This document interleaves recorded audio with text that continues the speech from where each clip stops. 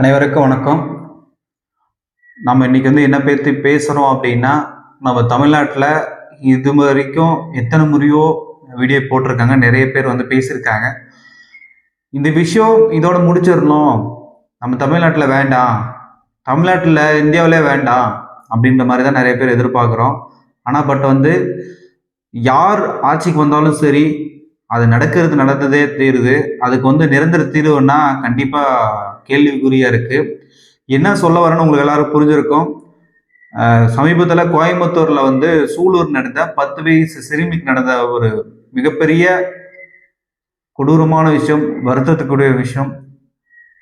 அந்த விஷயம் தொடர்ந்து நடந்துட்டு இருக்கு நம்ம தமிழ்நாட்டில். ஏன் சொல்ல வரேன் அப்படின்னா, நம்ம நிறைய பேர் நிறைய இடத்துல ஒரு வீடியோ பார்க்குறோம், ஒரு வீடியோ இது பண்ணுறோம் அப்படின்னா, அந்த வீடியோவில் அந்த சொல்லக்கூடிய கருத்துக்களை கேட்கும்போது அப்போ மட்டும்தான் நம்ம இந்த மாதிரி நம்ம விஷயங்களை தடுக்கணும் அப்படின்ட்டு ஒரு எண்ணம் இருக்கும். ஆனால் அது முடிச்சதுக்கு அப்புறம், வீடியோ பார்த்து முடிச்சதுக்கு அப்புறம் ஒரு சில வினாடிகள கூட ஆகாது, அதுக்கப்புறம் அந்த செயலை தொடர்ந்து மறுபடியும் ஏதோ ஒரு இடத்துல நடந்துட்டு இருக்குது. இந்த மாதிரி செயலை தொடர்ந்து நடக்கிறதுனால தமிழகத்துல மிகப்பெரிய ஒரு சட்டம் ஒழுங்கு சீர்கேடு தொடர்ந்து நடந்துட்டு இருக்குது. அது எந்த ஆட்சியும் இருந்தாலும் சரி, நான் இந்த ஆட்சி நல்லா ஃபேவரா பண்ணுச்சு, இந்த ஆட்சி ஃபேவரா பண்ணல அப்படின்ற மாதிரி சொல்லல. நம்ம கடந்த தலைமுறையா பார்த்துட்டு இருக்கிற போதும் இப்பயும் சரி, புதிய ஆட்சி வந்தும் இந்த மாதிரி தொடர்ந்து நடந்துட்டு இருக்குது.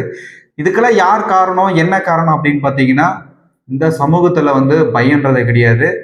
மனிதனுக்கு இந்த சட்டத்துல எப்படி வெளியே வரலாம், இந்த சட்டத்துல நம்ம மீறி எப்படி வரலாம், இவங்க என்ன பண்ணிடுவாங்க, இவங்களுக்கு என்ன தெரியும், நம்மளுக்கு இந்த வக்கீல் வச்சா இந்த மாதிரி வெளியே வந்துடலாம் அப்படின்ற மாதிரி ஒரு தெனாவட்டில் நினைப்புல இந்த மாதிரி வெளியே ஒரு குழந்தைகளும் சீரழிச்சிட்டு இருக்காங்க. இதுதான் மிகப்பெரிய வருத்தத்துக்குரியது. அதே மாதிரி இப்போ சமீபத்தில் சூலூர் நடந்த விஷயம் என்னன்னா, அந்த நபர் சூலூர்ல வீட்டு பக்கத்துல இருந்து இருக்கிறாங்க, புதுசா குடியேறி போயிருக்காங்க. இவங்க ஃபேமிலி கிட்டத்தட்ட ஒரு மாசம் கூட ஆகல. ஒரு மாதம் அதுக்கப்புறம் அந்த மாதிரி சூழ்நிலையில் பக்கத்து வீட்டுக்காரர் அவர் இவங்க போகும்போது கொஞ்ச நாள், ஒரு 10 நாள் கழிச்சு வீடு காலி பண்ணிட்டு வேற இடத்துக்கு போகிறாரு.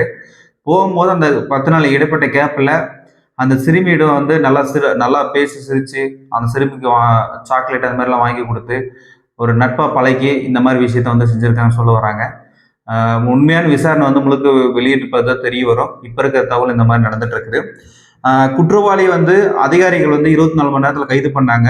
நான் வரவேற்கத்தக்கது. ஆனால் கைது பண்ணுறதுக்கு முன்னாடி இந்த மாதிரி குற்றங்கள் தவறு நடந்துக்கிறது தடுக்கிறதுக்கு என்ன வழிமுறைகள், அது நம்ம செஞ்சிருந்தா மிகப்பெரிய ஒரு ஹேண்ட்ஸ்அப் கொடுத்துக்கலாம்.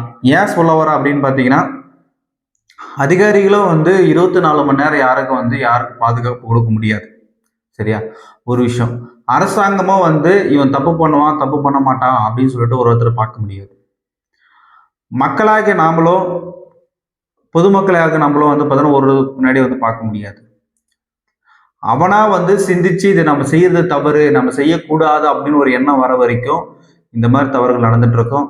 அதுக்கான காரண பின்னணிகள் என்னன்னா, நம்ம சமூகம், நம்மளோட நாட்டு மக்கள் பார்த்தோன்னா தவறான வழியில் போறது. எதுக்காக அப்படின்னு சொல்லுவார் அப்படின்னா, கஞ்சா, போதை, இந்த மாதிரி நிறைய விஷயங்கள் அடிமையாயிட்டு போயிட்டு இருக்கிறதுனால, அந்த மாதிரி சூழ்நிலையில அவங்களோட மனநிலை ஒருங்குபடுத்த முடியாம இந்த மாதிரி பிரச்சனைகள் தொடர்ந்து வந்துட்டு இருக்குது. இதை முழுக்க முழுக்க கட்டுப்படணும். இது கட்டுக்குள்ள வந்துருச்சுன்னா இந்த மாதிரி பிரச்சனை 100% தீர்க்க முடியுமான்னு கேட்டீங்கன்னா, ஒரு 50% வரைக்கும் தீர்க்க முடியும். ஆனா முழுசா தீர்க்கணும் அப்படின்னா காலப்போக்கில் அவங்களே திருந்தாவிட்டால் இந்த மாதிரி பிரச்சனைகள் தொடர்ந்து தான் வரும். கார்த்திக்ன்றவரும் மோகன்ராஜ் அப்படின்னு சொல்லக்கூடிய நபரும் கைது பண்ணியிருக்காங்க.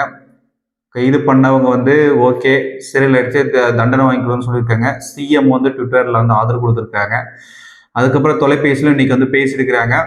எதிர்கட்சியா இருக்கிறவங்க எந்த ஆட்சி மாறினாலும் தொடர்ந்து வருதுன்னு சொல்லிட்டு எஸ்பி வேலுமணி சொல்லியிருக்காரு. எடப்பாடியார் அவர்களும் குற்றச்சாட்டு வச்சிருக்காங்க. அதே மாதிரி திமுக சார்பிலே குற்றச்சாட்டு வச்சிருக்காங்க. இந்த மாதிரி பல கட்சிகள் தொடர்ந்து குற்றச்சாட்டு வச்சாலும் அந்த குற்றச்சாட்டுக்கள் அதுக்கப்புறம் அதை தீர்க்கிறாங்களா அப்படின்றது மிகப்பெரிய ஒரு கேள்விக்குறி.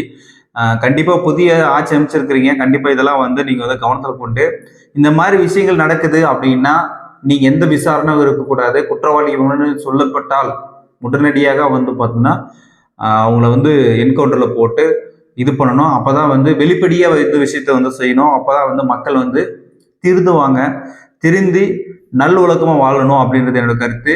ஏன்னா இந்த மாதிரி விஷயம் செய்யாமல் இருக்கிறனால தான் இதுக்கு முன்னாடி 2005 வந்து அதே கோயம்புத்தூரில் ஏர்போர்ட் விமான நிலையத்தில் வந்து ஒரு விஷயம் நடந்திருக்கு. உங்களுக்கு எல்லாம் தெரிஞ்சுக்கும். அந்த விஷயத்த நம்ம வந்து நிறைய பேர் பேசியிருப்போம். அந்த பெண்ணுக்கு 20 வயசு பெண்ணுக்கு 3 பேர் வந்து இந்த மாதிரி விஷயத்தினால அந்த பாதிப்பு வந்து கோர்ட்ல வந்து தீர்ப்பு வந்திருக்கு. அந்த தீர்ப்பும் வச்சும் மறுபடியும் இன்னும் தொடர்ந்து நடக்கும் அப்படின்னா அந்த தீர்ப்பு வந்து மக்கள்கிட்ட வந்து தெரியல. அந்த பிரச்சனை வந்து இந்த சமூகத்துல வந்து தெரியல. ஏன்னா இந்த மாதிரி விஷயங்கள் வந்து மீடியால வந்து பார்த்தோன்னா அன்னைக்கு மட்டும் தான் அந்த விஷயத்த வந்து பேசுறதுனால அந்த விஷயத்த வந்து அதுக்கப்புறம் பாதிக்கப்பட்டவங்களாகட்டும் இல்லைன்னா அந்த தண்டனை வாங்குறவங்களாகட்டும் அந்த விஷயம் வந்து சோசியல் மீடியாவில் சமூக இதில் வந்து வெளியே வந்தால் மட்டும்தான் மற்றவங்க வந்து பயப்படுவாங்க. இது கண்டிப்பாக வந்து அந்த பெண்மணிக்கு மிக மிக மிக மிக இரங்கலை தெரிவிச்சுக்கிறோம். அந்த குடும்பத்தாருக்கும் மிகப்பெரிய வருத்தத்தை தெரிவிச்சுக்கிறோம். ஏன்னா இந்த மாதிரி வந்து எந்த பெண்மணிக்கும் நடக்கக்கூடாது அப்படின்னு சொல்லித்தான் நம்ம வந்து நிறைய பேர் நிறைய விஷயங்களை வந்து மீடியாவில் வந்து பேசுகிறோம். ஆனால் பேசினாலும் அது வந்து தீர்க்க முடியுமா அப்படின்றது மிகப்பெரிய ஒரு வருத்தத்துக்குரிய விஷயமா இருக்குங்க. ஏங்க இப்படியெல்லாம் நடக்குது அப்படின்றது தெளிவுபடுத்துங்க. கண்டிப்பாக வந்து அதிகாரிகள் சமீபத்தில் ஒரு வீடியோ நான் பார்த்தேன். அந்த வீடியோ வந்து ப்ரெஸ் மீட் கொடுக்கறதுக்கு முன்னாடி ஒரு மிகப்பெரிய உயர் அதிகாரியா வந்து அவங்க சிரிச்சுட்டு ஒரு அந்த விஷயத்த வந்து சீரியஸா எடுக்காம ஒரு சென்சிட்டிவான விஷயங்க அதை வந்து நீங்க பொருட்படுத்தாம வந்து ஒரு மீடியால வந்து பேசுறதுக்கு முன்னாடி வந்து ஒரு சிரிச்சுட்டு இது பண்றது வந்து பார்த்தோன்னா மிகப்பெரிய ஒரு வருத்தத்துக்குரிய விஷயங்க. ஏன்னா நான் அது மேல பார்க்கும்போது பாதிக்கப்பட்ட ஒரு மனநிலை வந்து எப்படி இருக்கும் அப்படின்னு சொல்லிட்டு கொஞ்சம் யோசிச்சு பார்க்கணுங்க. இதெல்லாம் யோசிச்சு பார்க்காம ஏதோ மீடியாவில் வந்து நம்ம ப்ரெஸ் மீட் கொடுக்குறோம், நம்ம ஒரு உயர் அதிகாரி இருக்கிறோம் அப்படின்னு சொல்லிட்டு பேசுறது வந்து சரியான முறை இல்லை. இதெல்லாம் வந்து திருந்துக்கணும். யாராக இருந்தாலும் சரி இதை வந்து அரசு வந்து கவனத்துக்கு கொண்டு இது பிரச்சனை வந்து தீர்க்கணும் அப்படின்னு எதிர்பார்க்குறேன்.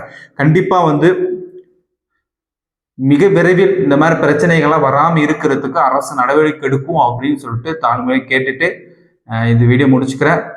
நிறைய விஷயங்கள் வந்து மக்களுக்கு வந்து எடுத்துகிட்டு போங்க. இந்த விஷயத்தை வந்து ஷேர் பண்ணுங்க. மக்கள் வந்து பார்த்தீங்கன்னா உங்களால் மட்டும்தான் வருங்காலத்தில் இந்த மாதிரி பிரச்சனையை வந்து தீர்க்க முடியும். அதுக்கு என்ன சொல்யூஷன் என்ன பண்ணலாம் அப்படின்றது நீங்கள் சொல்லுங்கள். கண்டிப்பாக அதை பற்றி நம்ம வந்து மக்களுக்கு எடுத்து தெரிவிக்கலாம் அப்படின்னு சொல்லிக்கலாம். நெக்ஸ்ட் வீடியோவில் வந்து பார்க்கலாம் நல்ல வீடியோவில் வந்து.